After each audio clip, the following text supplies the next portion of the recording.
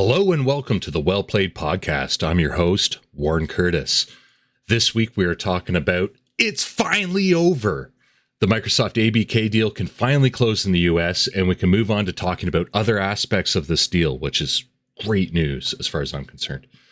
Also, PlayStation has some Last of Us stuff happening, and Bungie also won big in the courts this week, so doesn't look like Microsoft got that monopoly on that either. But before we get into it, let's talk about what it is we do here on the show.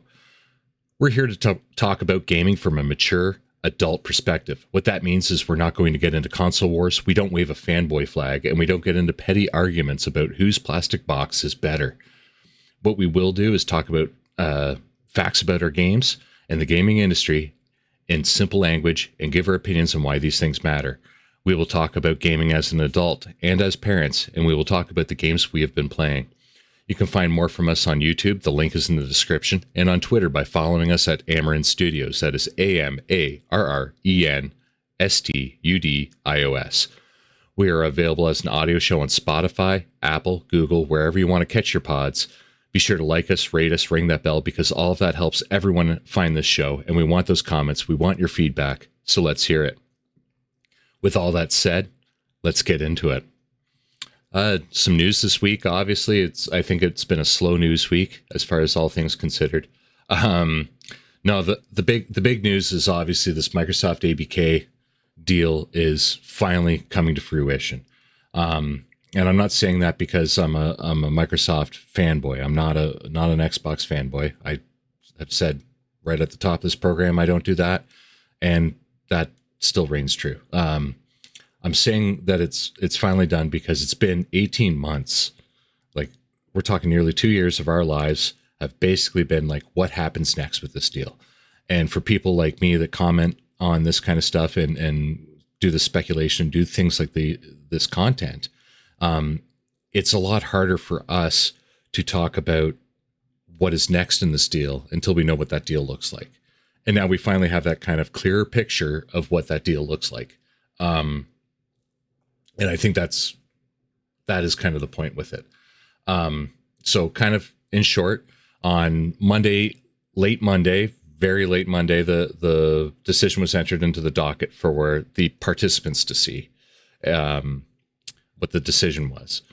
And by Tuesday morning, by open of business, basically, we got the news that the district court, Judge Corley, has decided to deny the preliminary injunction and listed lots of reasons why she was denying that preliminary injunction. I talked before about how there was multiple hurdles, I guess would be the best term, multiple points in which the FTC had to be successful in order to get a PI, and they failed on pretty much all of them. The only one that she gave them any leeway on a little tiny bit, was the integration into Game Pass, basically saying that if Microsoft looks at integrating Call of Duty into Game Pass, there's a foreclosure aspect on the games as a subscription or subscription gaming aspects. And that's because Sony flat out denied wanting to put it into PlayStation Plus. They denied that deal that was offered to them. Now, whether they come around to that deal or maybe there's a bit of a negotiation that happens later on, we will see, right? But that's what we can talk about going forward with these things, and it's going to be a lot slower with that stuff, which I think is great. Anyways, that was Tuesday. The FTC then filed an appeal, which they were kind of expected to do. They filed an appeal with an emergency injunction request. Okay. As I said, that deal or the decision came down to the public Tuesday morning. The FTC and Microsoft knew about it Monday night. And then it came down to the public Tuesday morning. It was after the end of business on Thursday by the time the FTC actually got their appeal filed. So they basically, for lack of a better term, they shit the bed on that. And what they did is they wasted 75% of the time available to them before the TRO expired at midnight last night to do the appeal work. Anyways, the emergency injunction was denied by the district court. It's up to Judge Corley to deny that first place. And then that decision to deny that emergency injunction fell to the appeals court, and the appeals court denied that. They didn't deny the appeal. They are scheduling the appeal. It's going to move forward, and they will have hearings about that. That is to be expected. That's due process, and I believe in due process. I believe in fair process, and if the FTC chooses to go down this avenue, then that is their prerogative to do so. I don't think it's a complete waste of time to be doing that. Where my issue is they filed their intention of having an issue with this agreement, or having an issue with this merger rather, in December of 2022. And they didn't do anything until days, like the weeks before this deal is set to expire. And what that is gaming the system. That's activism. And I don't agree with that. If you have a legal case, put your legal case forward and let's find out. Don't game the system to try to win, because they're trying to win by not directly actually winning by having a judgment award them a win.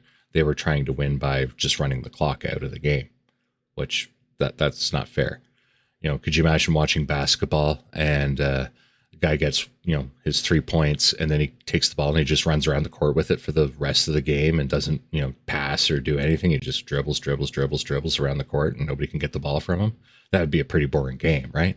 It's also not in the spirit of the rules. And that's what I found my biggest issue with this FTC and how they were behaving, is that. Anyways, all that gone by. And that's the entire reason why we're doing the show today and not yesterday, as normally we would do a Friday show, is I wanted to let the news percolate through, see what exactly happened, and then talk about it with full scope of knowledge. And that's what this is allowing me to do here. So the TRO, the temporary restraining order that was filed a couple of weeks ago, it expired last night. The deal can now close in the U.S., and effectively it's going to be closing in the U.S. As Activision is going to be delisted off of NASDAQ by Monday. So there's no trading happening. That being said, the CMA, the Consumer Markets Authority, I believe it is, in the United Kingdom, has announced as a joint statement with Microsoft and ABK that they are negotiating the terms instead of having to. They decided to pause this appeals process, save everybody time and effort, and they have decided to negotiate. As a result of those negotiations that have happened this last week, now the CAT Tribunal, which is where the appeal was taking place, is having a special hearing on Monday at 2:30 p.m. local time. That's important because I believe they're going to announce the results of that at that point, of that negotiation. And the CMA has indicated there's possibility that there's an active investigation into what this new proposal is with that, but that's not going to prevent the deal from closing in essence. The deal can close around that. ABK is being held separately by Microsoft. So as long as they don't enact anything that's part of that foreclosure or part of that divestment that they're offering to do, whatever that may look like, as long as they don't really change anything, change the status quo, other than the fact they've integrated the company into their own, anything can still be changed and modified as the deal moves forward. That's really what's important, is for everybody to understand. Yes, this means that Microsoft and ABK will now become one unit. ABK is being held kind of over here in another little kitty, right, as another division that can be divested or manipulated depending on how the markets decide things need to be done down the road. That is very expected, and that's standard kind of business practice, right? The deal can still close around that, right?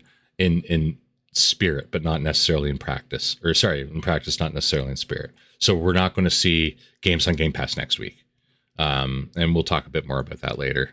We've got a couple questions, actually, and one of them is pertaining to that. So that's actually really good. This 2:30 p.m. local time is actually also very interesting because it's not the first thing on the schedule for the day, but it could have been. They could have moved things around if they wanted to deal with it at the beginning of the day. But what 2:30 p.m. local time in the United Kingdom is right after the markets open here in the Western Hemisphere. So when the U.S. markets open and ABK's now off of the NASDAQ, right? Which just means it's not being traded anymore, which is kind of standard when an acquisition's happening. Because what it's going to do is it's going to freeze that stock price, right? So people aren't going nuts with it. What'll happen is the deal could actually be closed in the US by that time, right? And because it takes a surmountable amount of time, even in this day and age, to move $70 billion around the world, it could take a couple days for all of this to actually transpire and percolate down through. Point is I think it's going to happen very soon. They'll probably, because they've been granted approval to close and they believe that everything is going to close properly, that deadline now no longer really matters with that. They're dealing with a softer target. It's kind of like saying you have to have your house sold by July 31st, right? But that closing date for that transaction could be 30 days, 60 days, 45 days, 90 days, whatever you agree upon, right? So it's kind of like that. There's a moving target there that doesn't really need to be hit directly. It's not a big part of this. Now, the rumor about what this deal may actually be for the UK is obviously has to do with cloud gaming, because that's the only part of it that they were stuck with on it. Is the rumor is basically saying that Xbox ABK is going to be divesting their cloud gaming rights in the United Kingdom to a third party. Most are speculating EE, if you're familiar with that, who's I believe they're a division of British Telecom. We'll see. We'll really see. There's a lot to kind of chew on there with that, and there's a lot of excitement about how this is going to incorporate down the road. Remember, there's not going to be any major changes to Call of Duty, even next year, really, 2024's Call of Duty, because of the PlayStation co-marketing deal with Activision. So Call of Duty is still going to come out next year. It's going to be PlayStation heavy, and that's the way it's going to be. And PlayStation is going to have to market that because that's what the contract says. So, not much is going to really change in the next 12 to 18 months for the biggest franchise. The other stuff, we could see some changes, right? In other news, because other things actually did happen, Black Panther has been confirmed by EA Games. This is a third-person, over-the-shoulder kind of Black Panther game. This was first teased last year by industry insider Jeff Grubb on his Game S Mornings podcast. Last July, actually, July 2022, so about 12 months ago. And he even said exactly who was going to be behind it and kind of the scope of it at that time. And they just have confirmed all that in an official statement now. The new studio is called Cliffhanger Studios. This is a brand new studio based in Seattle from the developers behind Lord of the Rings, the Middle-earth Shadow of Mordor game, as well as developers from Halo, Call of Duty, God of War. And as I said, EA is publishing it. So we've got a Black Panther game. We know that there was another one in development as well, I believe, over at I'm trying to remember her name now. Sorry, no, that's a Star Wars game. I got a little confused there for a sec. But we know that there's still work happening in the Marvel universe, right? We just got the that card game last year, the Marvel's not Marvel Snap, the other one, Rising Sun, Midnight Suns. We got Midnight Suns last year, so there's some stuff happening in the Marvel universe for gaming, of course. Let's see here. What else? Oh yes, the PlayStation Access controller. This is the accessibility controller that we've been talking about a few times here on this show. They've been talking about it and really pumping the tires up on it. And I was kind of like, it's time to get off the pot here. We need a release date. We need a price. And that should have been announced a while ago. Well, we finally got that. It is releasing this December. The pre-orders go live in next week, I think. They go live in July. I don't think this is going to be a thing that sells through, obviously, but pre-orders definitely help scope production on something this kind of niche. So if you are an accessibility player, I would highly suggest pre-ordering it if you can. And what this is it's a module that it's round, right? And it's got buttons on each side, and everything can be formatted to do any function that the DualSense controller can do. And then there's plug-in ports for all sorts of your peripherals and things like that. So depending on how you have your accessibility issue, based off of whatever disability it may be or modification you need done, you can incorporate different devices to achieve all that. And what I think the big win is this is $90 US. So it's a very affordable thing. It's going to get more people able to play games finally. And I think that's great. More people that can play games is a win. So good on Sony for this, and good on them for keeping the price in a realistic point. Really, truly impressive there. A little bit different news here is Baldur's Gate 3 is getting some attention. Turns out people really like sex scenes with bears. They released a gameplay snippet of a character romancing another character, but then that character turned into a bear, and the romancing scene continued. And I think it was more so just to kind of be like, hey, this is how Dungeons and Dragons-y this thing is. And yeah, it's very Dungeons and Dragons-y. So I think it's getting the attention from that aspect of going like all things are kind of possible. So that's really good. As I said earlier as well, Bungie also got a huge courtroom win this week. And this one I think is probably more important than the other one, but it got overshadowed. But I think it's a monumental thing, and it's good for workers, especially front-facing workers in the United States, because this has set what they call a new standard, a new precedent. Because laws have been slow keeping up with the digital age, it was important to do this. And what this is actually revolves around, if you're a Destiny 2 fan, you've probably heard of this. The community manager for Bungie was being harassed, not just online, but this toxic gamer, this one individual, went as far as harassing him at his home and harassing his family. He would order pizzas at 3 a.m. and tell the delivery guy to bang on the door really loudly because I'm wearing headphones and things like that. And this guy was legitimately, and rightfully so, scared for his life. Bungie took steps to protect that community manager.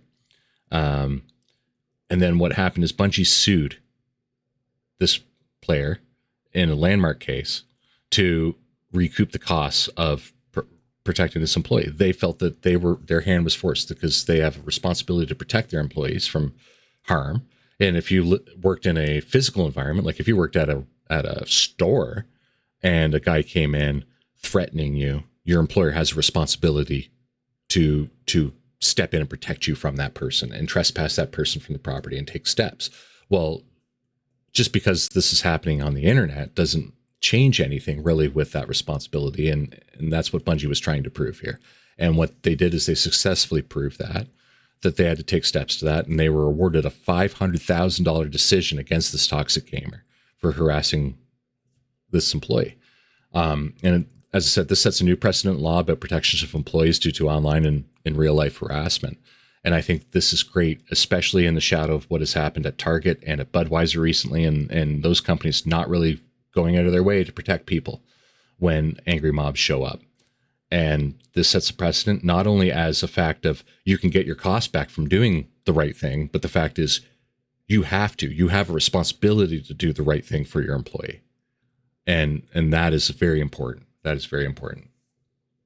We got some rapid fire stuff here about The Last of Us and Naughty Dog here. Kind of taken off the point. Evan Wells, who is the studio co-founder of Naughty Dog Studios, is retiring from Naughty Dog later this year in 2023. He announced this decision on Twitter. I don't think this really comes as much of a surprise. As say he was a co-founder, it's time to kind of move on and do his thing, whatever that next thing is. But good on him for seeing it through to this kind of distance. It's been a long time. Naughty Dog's been around. And congratulations on an amazing career is basically what I want to say. And I didn't mean like it's about time as in like, get out. I meant it's about time as in, it's good on you for putting in your service and doing your time and doing your thing and enjoy life if you can. Enjoy whatever is next, right? The Last of Us on HBO, which is a Naughty Dog game, adapted onto the HBO show, has been nominated for 25 different Emmys, including Outstanding Drama Series, Pedro Pascal and Bella Ramsey both have been nominated for Best Lead acting categories. I do disagree with them still separating lead actor and actress, and especially in this case, as Bella Ramsey does not identify as an actress. I find it was not appropriate for them to put them in that category, to be fair. But either way, congratulations on the nominations there. Guest actors as well, directors and editing have all been nominated. Let's say 25 nominations, pretty impressive. And last bit of Last of Us Part 2 news, and not with the TV show. Gustavo, I'm going to say this wrong, Santolala. There we go. Gustavo Santolala teases The Last of Us Part 2 re-release. Now, this is more than likely like a director's cut / remaster, maybe not necessarily a remake.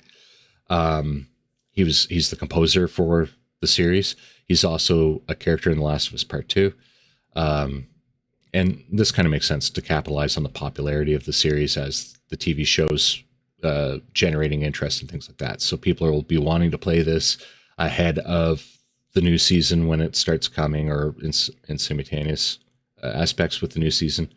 And I think that makes sense to have this kind of going and prepare for the, this hate and the vitriol that will come out of that as well online.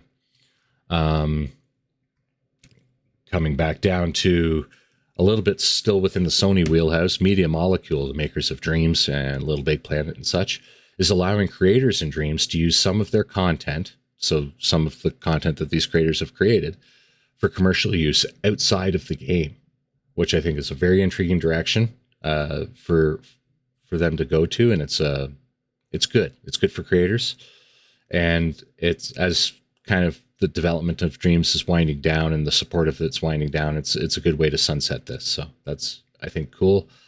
Some more Xbox stuff here. Xbox has introduced a voice chat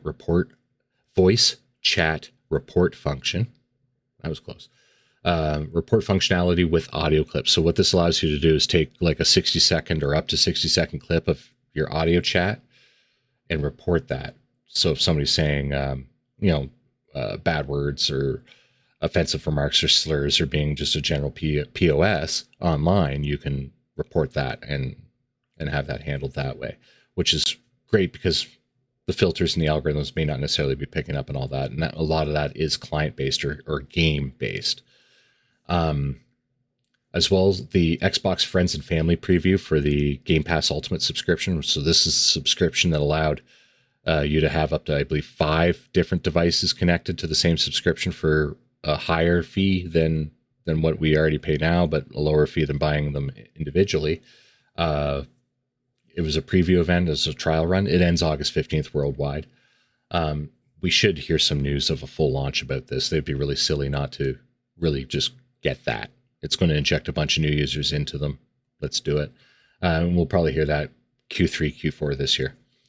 And last but not least, Major Nelson, community manager and noted Xbox personality Larry Herb, also known as Major Nelson, is leaving Xbox after 20 years. Legendary career at Xbox, quite a long time. Host of the Xbox podcast, the official Xbox podcast, which has been going to be taking a hiatus for the summer and come back in a new version.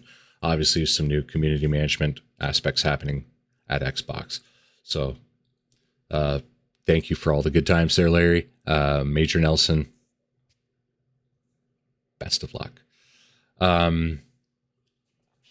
Another acquisition, though, Tencent, who doesn't seem to know how not to spend money on companies, has bought Lucid Games. They're the makers of Destruction All-Stars. They just are gobbling studios up left, right, and center. They're not doing big ones. They're doing these little tiny ones constantly. So it's an interesting time. And this isn't really everybody's worried about consolidation in the industry. And this isn't it is consolidation by definition of we're taking something and making it a part of us. But in the grand scheme of things, what Microsoft has done and what Embracer's doing and stuff like that. It's not really consolidation. The industry's still growing. There's new studios being founded every day and making new content and new video games every day.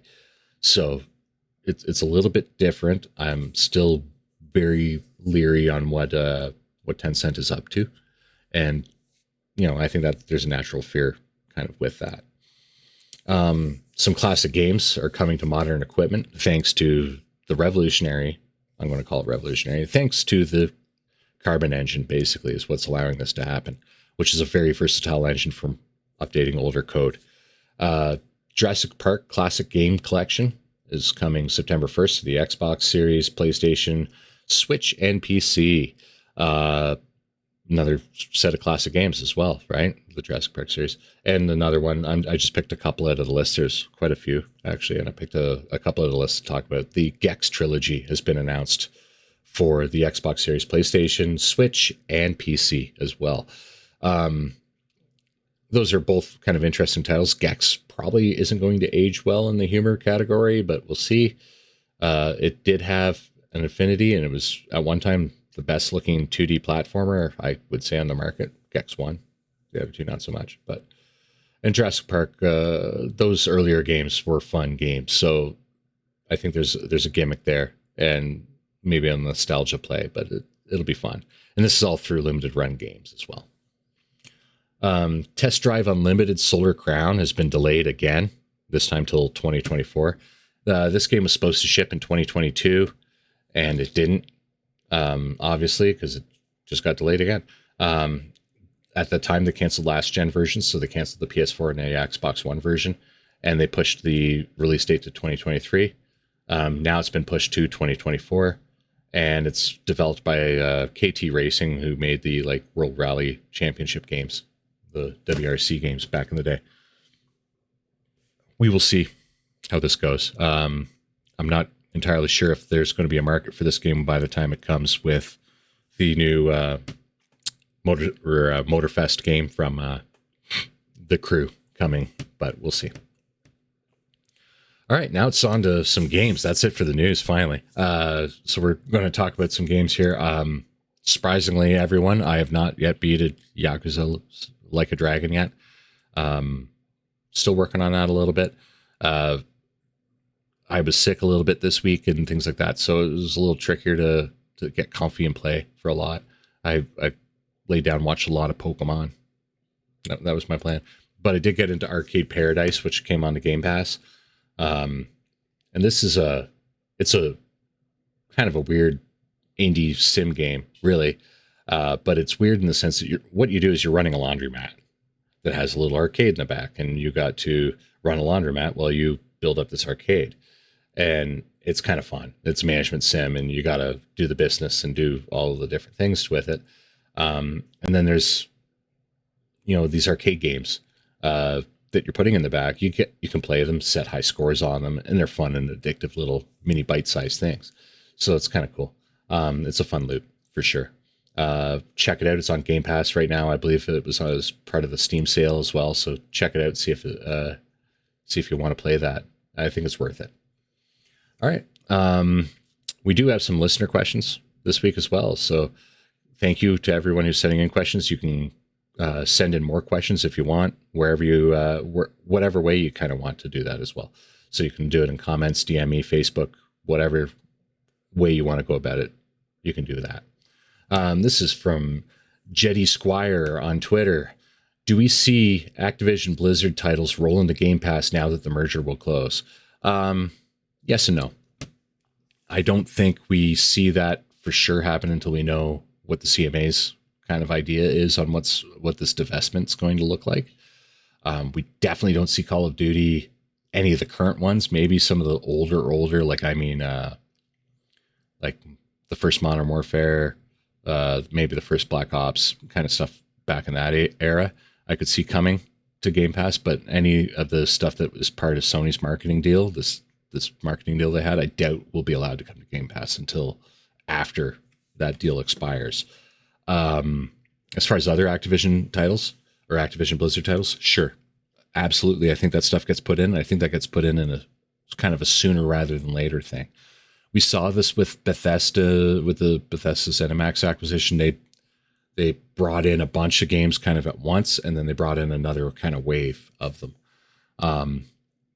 So I think we're going to see there was a team at Xbox that was doing frame rate boost and things like that to these titles. And what they were doing, they were actually doing it themselves instead of having the original developer do it.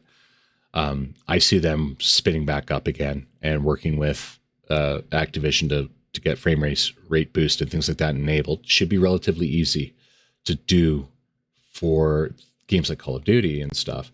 I'm not sure what the ease is on the other ones. The reason why I say it should be easy for them to do on Call of Duty is Call of Duty is made in what they call it the IW engine, the Infinity Ward engine, which is just a fork or a splinter of the id Tech engine from id Software, which is the Doom engine, which Bethesda owns, which is now owned by Microsoft. See how this all goes full circle. I think it makes sense for them to utilize that expertise to get that going kind of natively, and maybe instead of it being an overlay. But either way, games like the Crash Insane trilogy probably will be there. Some of the older Blizzard titles, probably, maybe even Overwatch would be there. World of Warcraft, I could see them doing a trial thing for the PC. We'll see how everything else goes. World of Warcraft, obviously being a subscription-based game, that subscription price is about the same as an Xbox Game Pass subscription. So we'll see how much water that holds. Obviously, somebody's got to do the math and crunch the numbers. I don't have access to that internal data. They do, so they'll see what's best for them on that. But they got to at least do some sort of like trial run. I know you can play 20 levels of World of Warcraft for free, like get up to level 20 without having a subscription. Maybe if you're a Game Pass subscriber, you can do like level 40 or something. Maybe they double it. We'll see.